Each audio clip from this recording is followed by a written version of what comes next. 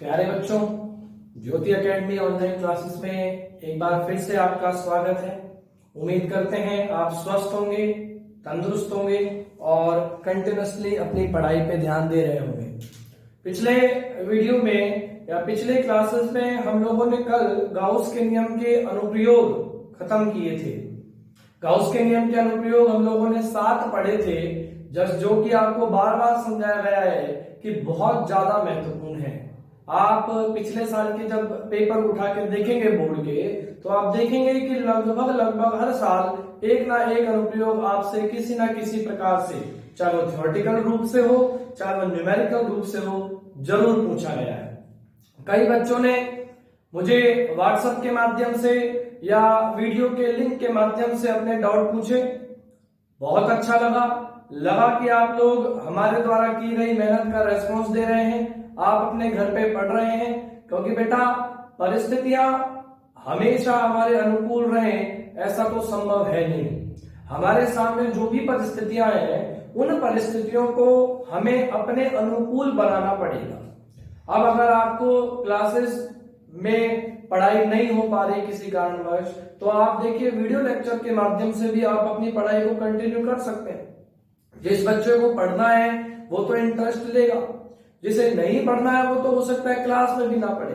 तो काफी अच्छा लगा आप लोगों ने मुझसे व्हाट्सएप के माध्यम से और इस वीडियो के माध्यम से आप लोगों ने मुझसे काफी सारे प्रश्न पूछे। लगा कि हमारे द्वारा की गई मेहनत जो है वो काफी हद तक सफल हो रही है। आप इसी प्रकार से परिश्रम करते रहें बेटा। कोई भी डाउट हो आप मुझे व्हाट्सएप के माध्यम से मैसेज कर सकते हैं। आप वीडियो के कमेंट सेक्शन में जाके अपने डाउट को पूछ सकते हैं। पहले मैं कुछ बच्चों के द्वारा पूछा गया डाउट जो है, जो आज हमने या कल हमने जो गाउस के नियम के अनुप्रयोग खत्म किए थे, उससे संबंधित मेरे पास काफी सारे डाउट आए हैं, काफी सारे बच्चों को कुछ प्रॉब्लम्स आई हैं। पहले मैं उन प्रॉब्लमों को आप लोगों को समझाता हूं। एक बच्चे ने मुझसे पूछा कि सर, जो हम लोगों ने अनंत विस्तार की चालक पट्टिका या अनंत विस्तार की अचालक पट्टिका के कारण विद्युत क्षेत्र की तीव्रता ज्ञात की है, जो अचालक पट्टिका के कारण तो आई थी, अचालक पट्टिका के कारण आपके पास आया था E बराबर सिग्मा अपॉन 2 एप्सिलॉन नॉट, है ना बेटा। और चालक पट्टिका के कारण, चालक पट्टिका के कारण आपके पास क्या आया था, E बराबर sigma upon epsilon not. Clear. अब मैंने इसको सदिश रूप में कैसे लिखा था, ध्यान दीजिए अच्छी तरह से। सदिश रूप में मैंने लिखा था वेक्टर E बराबर sigma upon 2 epsilon not an cap. Clear. अब मुझसे प्रश्न पूछा एक बच्चे ने, काफी अच्छा प्रश्न था, सभी देख रहे हैं इसीलिए, कि सर यहां पे आपने एन कैप क्यों लगाया, कि अगर मैं आर कैप लगा दूं तो क्या दिक्कत होती। देखिए बेटा, आर कैप मैंने क्यों नहीं लगाया, क्या हमारे पास इस परिमाण में आर का कोई भी पद आया, क्या हमारे पास ये जो परिमाण अपन ने लिखा है, ये जो परिमाण अपन ने लिखा है, इसमें आर का कोई भी पद आया, नहीं आया। तो अगर अपन आर कैप लगाएंगे तो किसको क्या पता कि आर क्या है। समझ रहे हो मेरी बात को, कि आर की दिशा में कैसे आप लोग बता सकते हैं। जब अपने पास वेक्टर ए बराबर ए कैप है, जब वेक्टर ए का ही कोई पद नहीं आ रहा, तो आप कैसे बताएंगे ए कैप। यानी कि अगर मैं यहां पे आर कैप को डिनोट करूं तो आप क्या लिखोगे उस आर कैप को, आपके पास कुछ लिखने को ही नहीं है, क्योंकि आर का कोई पद ही नहीं आ रहा। तो इसीलिए आपने एन कैप के द्वारा इसको प्रदर्शित किया है। एन कैप का मतलब क्या है, बहुत ध्यान से और बहुत ही अच्छी तरह से छोटी छोटी बातों को समझना है। मुझे बहुत अच्छा लगा कि आप लोग जब इस तरह के प्रश्नों को पूछते हैं, और इस तरह के प्रश्न वही बच्चा पूछ सकता है जो अपने बहुत ज्यादा अपने घर पे मेहनत कर रहा है और बहुत अच्छी तरह से अपनी तैयारी कर रहा है। तो बेटा, एन कैप अपन ने क्यों लिया यहाँ पे, आप लोगों ने क्रॉस प्रोडक्ट देखा, vector a cross vector b, क्या फॉर्मूला था हमारे पास, a b sine theta n cap था ना। अपन यहाँ एन कैप लगाते थे, क्योंकि क्रॉस प्रोडक्ट यानी कि सदिशों का सदिश गुणनफल है, और सदिशों का सदिश गुणनफल कैसी राशि देता है? सदिश देता है। तो ये तो अपने पास आ गया था बेटा परिमाण, और ये आ गई थी अपने पास दिशा, और यहां अपन क्या प्रदर्शित कर देते थे? एन कैप क्या है? बहुत ध्यान से, वेक्टर ए और वेक्टर बी दोनों के परस्पर लंबवत एकांक सदिश, क्योंकि क्रॉस प्रोडक्ट में आपको जो सदिश प्राप्त होता है उसकी दिशा उन दोनों सदिशों के परस्पर लंबवत होती है। जैसे आपको पता है आई कैप क्रॉस जे कैप हम करें तो क्या आएगा? के कैप आएगा। के कैप का मतलब आई के भी लंबवत है और जे के भी। इसलिए आपने देखा था कि चाहे अचालक पट्टिका थी और चाहे चालक पट्टिका थी, उसके कारण विद्युत क्षेत्र की जो दिशा है वो उसके पृष्ठ के कैसे आई थी? लंबवत आई थी। वो इसके तल के कैसे आई थी बेटा? लंबवत आई थी। और लंबवत सदिश या लंबवत एकांक सदिश को अपन किससे द्वारा डिनोट करते हैं? N cap. तो हम यहाँ पे एन कैप क्या लिख सकते हैं? चालक पट्टिका के लंबवत एकांक सदिश। चालक पट्टिका के तल के लंबवत एकांक सदिश। इसलिए मैंने यहाँ पे क्या लिखा था बेटा? एन कैप, आर कैप नहीं लिखा था। क्लियर? उम्मीद है जिस भी बच्चे ने प्रश्न को पूछा है उसका ये डाउट क्लियर हुआ होगा। क्लियर? अब आ जाइए एक अगला प्रश्न। अगला प्रश्न मुझसे क्या पूछा गया है? देखिएगा, अगला प्रश्न आपने मुझसे पूछा है कि सर आपने चालक पट्टिका और अचालक पट्टिका, ये देखिएगा, चाहे अपन अचालक पट्टिका ले लें और चाहे अपन ले लें बेटा चालक पट्टिका। ये मैं अचालक पट्टिका ले रहा हूं। इसके किसी बिंदु O से स्मॉल r दूरी पर कोई बिंदु P है। तो अपन को जब यहाँ पे विद्युत क्षेत्र की तीव्रता निकालनी थी तो मैंने बेलनाकार बंद पृष्ठ की कल्पना की। अब बच्चे का प्रश्न यह है, बच्चे के मन में डाउट ये आ रहा है कि सर आपने बेलनाकार बंद पृष्ठ की कल्पना क्यों की? इससे पहले के जितने अनुप्रयोग है उसमें तो आपने गोलीय बंद पृष्ठ की कल्पना की थी। तो बेटा ध्यान से देखिएगा, अगर अपने पास कोई बिंदु आवेश है, क्लियर, इससे स्मॉल r दूरी पर अपन को विद्युत क्षेत्र की तीव्रता ज्ञात कर देंगे। देखिए ध्यान से समझना, ये अपने पास क्यों आवेश, सिमेट्रिक बंद पृष्ठ की अपन को कल्पना करनी है। स्मॉल r दूरी, स्मॉल r दूरी, स्मॉल r दूरी, स्मॉल r दूरी, स्मॉल r दूरी। बताओ इन सभी बिंदुओं को मिलाओगे तो क्या बनेगा? एक खोखला गोला। क्या बनेगा? गोला। मैं देखो उदाहरण देता हूं आपको कि क्रिकेट की बॉल है, क्लियर है, क्रिकेट की बॉल के पृष्ठ पर कोई भी बिंदु ले लो। दोबारा सुनिए मेरी बात को, क्रिकेट की बॉल है अपने पास, क्रिकेट की बॉल के पृष्ठ पर कोई भी बिंदु ले लो और उस पृष्ठ के प्रत्येक बिंदु की केंद्र से दूरी क्या रहेगी? समान रहेगी। क्या रहेगी बेटा? समान रहेगी। इसलिए चाहे आप r यहां ले लो, r यहां ले लो, r यहां ले लो, इन सभी को मिलाओगे तो क्या बनेगा? एक गोला बनेगा।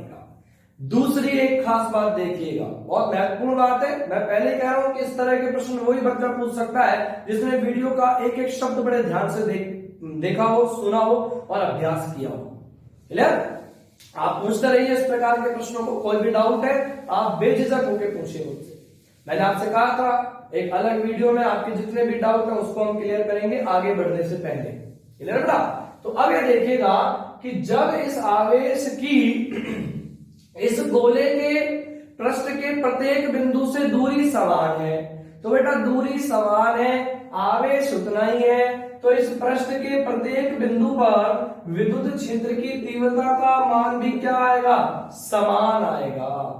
इसीलिए तो जब अपन ने सेकंड स्टेप किया था फाई बराबर बंद समाकलन वेक्टर ई डॉट डीए, तो बेटा मैंने ई को कहां ले लिया था? समाकलन से बाहर ले लिया था। क्यों?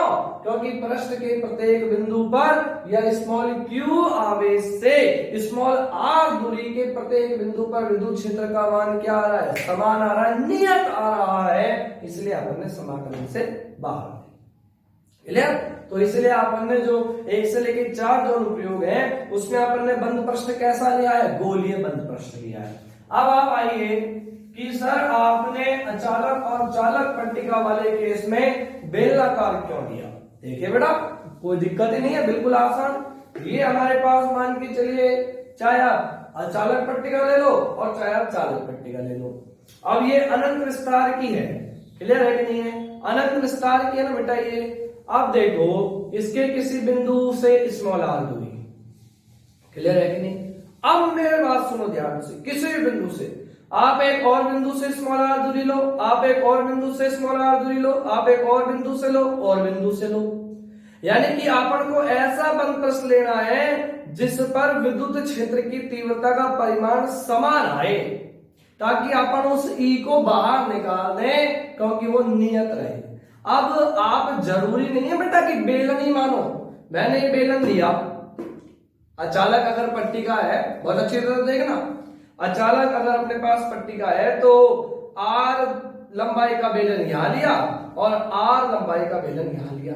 अब आप ये देखो बेलन का जो ये वृत्ताकार भाग है इस वृत्ताकार भाग के प्रत्येक बिंदु की इस पट्टिका से दूरी समान है क्या नहीं है। दोबारा से देखो, आपने बेलन लिया ना, बेलन के वक्र पृष्ठ से तो फ्लक्स जा ही नहीं रहा, क्योंकि थीटा बराबर 90 है वक्र पृष्ठ के लिए। बेलन का ये जो अपन ने वृत्ताकार भाग लिया है, इस वृत्ताकार भाग के प्रत्येक बिंदु की इस शीट से दूरी समान है कि नहीं है, चाहे ये वृत्ताकार भाग हो और चाहे ये वृत्ताकार भाग हो। मैं आपसे नहीं कह रहा कि आप बेलन ही लो, आप चाहो तो घनाभाकार ले सकते हो। घनाभाकार का मतलब जरूरी नहीं है मैं इसको गोला ले रहा हूं या वृत्त ले रहा हूं, ध्यान से देखो बेटा, बेलन का तो वृत्त आएगा, आप चाहो तो इसको एक वर्ग ले लो, चाहे वर्ग ले लो या आयत ले लो। वर्ग अगर अपन लेंगे, वर्ग को आप ऐसे लेके जाओगे, ऐसे लेके जाओगे, क्या बन जाएगा, घन बन जाएगा, बन जाएगा कि नहीं, बस ये करना है। मतलब कहने का मतलब ये है कि यहाँ चाहे आप ये वृत्त लो, चाहे आप यहाँ पे वर्ग लो, इस पृष्ठ के प्रत्येक बिंदु की इस शीट से दूरी क्या होनी चाहिए, समान। मैं आपको जब डायग्राम बना रहा हूं, ये अपने पास शीट थी, ठीक है नहीं, दोबारा से देखो प्रैक्टिकली, ये अपने पास शीट है बेटा, आर बेलन यहां दिया, आर बेलन इसके अंदर से जा रहा बेलन, ये बेलन, यानी कि ये डिस्कियों बेलन जाके ना ऐसे यहां गया इस पर और यहां से निकल आया बेलन। अचालक है तो आपको पता है अचालक के तो अंदर आवेश होता है, अचालक के अंदर आवेश होता है ना, तो ये आवेश ये अंदर से जुड़ा हुआ है तो यहाँ भी अपना प्रभाव रख रहा है, यहाँ भी अपना प्रभाव रख रहा है, तो 2 बार लंबाई का लिया। और चालक के अंदर आवेश का मान कितना होता है, 0 होता है चालक के अंदर आवेश का मान, तो अंदर आवेश 0 है तो केवल आर का ले लिया। तो चाहे आप बेलनाकार ले लो चाहे घनाकार ले लो, मैं नहीं कह रहा आपसे कि जरूरी है बेलनाकार लो, वो तो किताब में था इसलिए अपन ने कर दिया, नहीं आप घना तो कई और अच्छी जो बुक है उनमें हो सकता है घनाकार भी ले रखा, तो दिक्कत वाली बात नहीं। घनाकार लोगे तो आप देखो किस प्रकार का चित्र आएगा, ये इस प्रकार से नहीं आता है। अगर ना बात समझ में, कहने का मतलब हमारा जो मेन मोटो है, हमारा जो मेन उद्देश्य है वो ये है कि इस पृष्ठ के प्रत्येक बिंदु की इस शीट से दूरी क्या होनी चाहिए, समान होनी चाहिए, इसलिए अपन ने बेलनाकार बंद पृष्ठ दिया है। आगे बेटा बात समझ में, तो एक डाउट तो आपका ये क्लियर हुआ, बंद पृष्ठ अपन ने लिया। अच्छा, एक मेरे से एक प्रश्न और पूछा है किसी बच्चे ने कि गाउस के नियम की किताब में जो महत्वपूर्ण तथ्य दे रखे हैं उसमें 7वां अनुप्रयोग, देखो बेटा वो अनुप्रयोग क्या कह रहा है कि मान के चलिए कि हमारे पास कोई बंद पृष्ठ है, यहां रखा हुआ है 5 क्यू आवेश, यहां रखा हुआ है 5 क्यू आवेश, यहां रखा हुआ है -3 क्यू आवेश। तो अब आप ये देखो कि अगर अपन इस पृष्ठ के इस बिंदु पर विद्युत क्षेत्र की तीव्रता निकाले तो विद्युत क्षेत्र की तीव्रता 0 तो नहीं आएगी, क्योंकि +5 क्यू आवेश नजदीक है इसके कारण विद्युत क्षेत्र की तीव्रता ज्यादा, -3 क्यू आवेश दूर है तो इसके कारण कम, परिणामी मान कुछ तो आएगा, यानी कि ई जो है वह 0 नहीं है। अरे ना बात समझ में, क्लियर बेटा। अच्छा, लेकिन वो आपसे बात ये कह रहा है कि जरूरी नहीं है कि अगर फ्लक्स 0 है तो विद्युत क्षेत्र की तीव्रता भी 0 हो। दोबारा सुनो मेरी बात को, महत्वपूर्ण, पिछले से यानी कि इस साल से पिछले साल 2 नंबर का न्यूमेरिकल आया इसी तथ्य पर कि जरूरी नहीं है कि बंद पृष्ठ के प्रत्येक बिंदु पर विद्युत क्षेत्र शून्य हो या कोई विद्युत क्षेत्र हो। कहने का मतलब फ्लक्स 0 है तो ये कोई जरूरी नहीं है कि वहां विद्युत क्षेत्र भी शून्य होगा। देखिए मैं आपको सबसे अच्छा एग्जांपल देता हूं। आप लोगों ने पहले पार्ट में विद्युत द्विध्रुव पढ़ाया कि नहीं? ये माइनस क्यू आवेश और ये प्लस क्यू आवेश। अगर अपन इस द्विध्रुव के कारण इस पृष्ठ के इस बिंदु पर विद्युत क्षेत्र की तीव्रता निकाले तो क्या शून्य आएगी? क्या नहीं आएगी। अक्ष पर है बिंदु, कुछ ना कुछ आएगी। प्लस आवेश तो नजदीक है, माइनस आवेश दूर है, कुछ ना कुछ आएगी। लेकिन अगर अपन गाउस के नियम से फ्लक्स निकाले, क्या निकाले? फ्लक्स निकाले, क्या आएगा? फाई बराबर summation q upon epsilon nought. Phi बराबर summation q upon epsilon nought. Summation q यहाँ पे क्या है? बंद पृष्ठ के अंदर कुल आवेश की मात्रा। कुल आवेश की मात्रा आप कैसे निकालते हो? सभी आवेशों के बीजगणितीय योग के बराबर। सभी आवेशों के बीजगणितीय योग के बराबर। अब देख बीजगणितीय योग करेगा, समेशन क्यू बराबर प्लस क्यू माइनस क्यू, कितना आ गया? 0। तो फाई बराबर तो क्या आएगा? 0। तो ये जो तथ्य है वो ये कह रहा है कि जरूरी नहीं है कि विद्युत क्षेत्र, अगर विद्युत फ्लक्स शून्य है तो विद्युत क्षेत्र भी शून्य होगा। फ्लक्स शून्य है but capital E does not equal to 0। अरे बेटा बात समझ में? तो ये था आपके पास आपका 7वां जो तथ्य है किताब में, महत्वपूर्ण तथ्य गाउस के नियम के अनुसार, उसमें आप अच्छी तरह से देखिए। अबे ना बेटा बात समझ में? क्लियर है? चलिए, अगर आप और भी अगर बच्चे आज पढ़ लें यहां तक, कोई भी अगर डाउट है, आप मैं कह रहा हूं बेझिझक, आपके पास बहुत सारे माध्यम है। आप चाहे तो व्हाट्सएप पे आप मैसेज कर दें, वीडियो के लिंक में आप कोई भी कमेंट सेक्शन में आप डाल दें कि सर ये बात मुझे समझ में नहीं आई, मैंने आपसे कहा था वीडियो में अपन चर्चा करेंगे।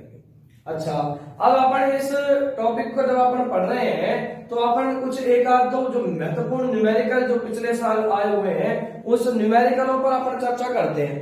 सबसे पहले आप अपनी किताब उठाएं और अंकित प्रश्न में सबसे इंपॉर्टेंट प्रश्न जो है, बाकी शेष प्रश्न जो है वो आप स्वयं करेंगे। देखिए बेटा, पहला प्रश्न क्या कह रहा है? पहला प्रश्न आपसे कह रहा है, मैं लिख देता हूं प्रश्न को, कि किसी बंद पृष्ठ में प्रवेशित फ्लक्स 400 न्यूटन मीटर स्क्वायर प्रति कूलम है तथा निर्गत विद्युत फ्लक्स 800 न्यूटन मीटर स्क्वायर प्रति कूलम है। बंद पृष्ठ द्वारा प्रवेशित फ्लक्स का या परिबद्ध आवेश का मान क्या होगा? देखिए, प्रवेशित फ्लक्स कितना दे रखा है? प्रवेशित फ्लक्स आपको दे रखा है कितना? 400 न्यूटन मीटर स्क्वायर प्रति कूलम।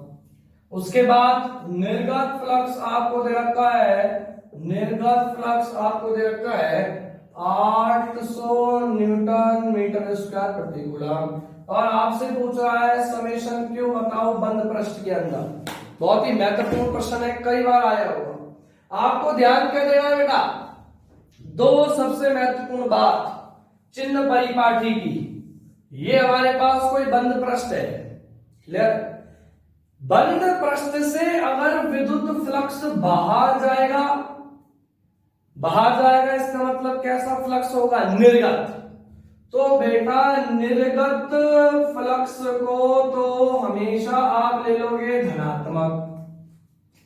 निर्गत फ्लक्स को तो आप कैसा ले लोगे? धनात्मक। जा रही है विद्युत बल रेखाएं। और अगर प्रवेश कर रहा है तो प्रवेशित फ्लक्स को आप हमेशा क्या लेंगे? ऋणात्मक। दोबारा सुनेंगे सभी बच्चे, निर्गत फ्लक्स को तो कैसा लोगे? धनात्मक। प्रवेशित फ्लक्स को कैसा लोगे? ऋणात्मक। चिन्ह परिपाटी हमेशा जिंदगी भर याद रखना है, इसके अलावा तो कुछ संभव है नहीं। बंद पृष्ठ से या तो फ्लक्स जाएगा या तो बाहर निकलेगा और या तो बंद पृष्ठ में प्रवेश करेगा। तो अगर निर्गत होगा, बाहर निकलेगा तो उसको लेना है धनात्मक, और अगर प्रवेश करेगा तो उसको लेना है ऋणात्मक। यानी कि प्रवेशित फ्लक्स है, प्रवेशित माइनस लेना है इसको, यानी कि प्रवेश कर रहा है इतना, निकल रहा है इतना, तो बंद पृष्ठ से संबद्ध कुल फ्लक्स फाई बराबर, बताओ निर्गत अपने पास कितना है 800, प्रवेशित को कैसा ले लिया मैंने माइनस, कैसा ले लिया माइनस ले लिया, और फाई बराबर अपने पास कितना आ गया 400 न्यूटन मीटर स्क्वायर प्रति कूलम। प्रश्न आपसे कह रहा है समेशन क्यू, क्या कहता है गाउस का नियम, फाई बराबर summation q upon epsilon not, किसका मान निकाल लोगे यहां से समेशन क्यू का, यानी कि समेशन क्यू बराबर 5 इंटू एप्सिलॉन नॉट। कोई दिक्कत नहीं, आ रही बात समझ में। अगर मैं आपको कैलकुलेट करके भी दिखाऊं तो दोनों का अपन रख लेते हैं मान, दोनों का अपन रख लेते हैं मान, यानी कि समेशन क्यू बराबर 5 कितना है 400 गुणा 9, अच्छा एप्सिलॉन नॉट है 8.85 गुणा 10 की पावर माइनस 12, इसको मल्टीप्लाई कर लें, जो भी आपके पास आंसर आएगा वो आप लीजिए। इंपॉर्टेंट न्यूमेरिकल है, ध्यान दीजिएगा। यानी कि आज आपको क्या करना है कि इन न्यूमेरिकल, दोबारा से कह रहा हूं, कल आपके पास संडे, वैसे भी अब पूरे दिन आप घर पे ही रहते हैं, यानी कि यहां तक गाउस के नियम के अनुप्रयोग में मैं फिर से कह रहा हूं कि किसी भी बच्चे को कोई भी दिक्कत आए मेरे से बहुत बेटा डाउट पूछे, कोई भी डाउट है आप बार बार पूछे। आज का आपका काम ये रहेगा कि आप लोग जितने भी पीछे के प्रश्न हैं, अंकित प्रश्न हैं, जितने भी उदाहरण हैं गाउस के नियम के अनुप्रयोग तक, ये आप लोग करके देखेंगे। कल या तो आप मुझे अपना जो भी प्रॉब्लम आएगी वो बताएंगे, अगली क्लास में हम केवल और केवल न्यूमेरिकल सेक्शन लेंगे। लेकिन न्यूमेरिकल को करने से पहले सभी बच्चों को थ्योरेटिकल कंसेप्ट तो क्लियर हो, क्योंकि मैं यहाँ फॉर्मूला लगाऊंगा, मैं यहाँ थीटा का मान करूंगा और किसी को भी समझ में नहीं आएगा। तो बेटा आज आपका काम क्या होना चाहिए, गाउस के नियम के अनुप्रयोग तक बिल्कुल कंठस्थ होने चाहिए, सभी के सभी फॉर्मूले, सभी के सभी कंसेप्ट क्लियर होने चाहिए। उदाहरण जो न्यूमेरिकल के हैं, किताब के जो उदाहरण है वो आप स्वयं करेंगे, अंकित प्रश्न आप स्वयं करेंगे, जो भी दिक्कत आएगी पूछेंगे। नेक्स्ट वीडियो लेक्चर में अपन गाउस के नियम के अनुप्रयोग से संबंधित जितने भी न्यूमेरिकल दे रखे हैं किताब में वो सारे हल करेंगे। लेकिन उसके लिए यहां तक का कंसेप्ट सभी बच्चों को क्लियर होना चाहिए। क्लियर?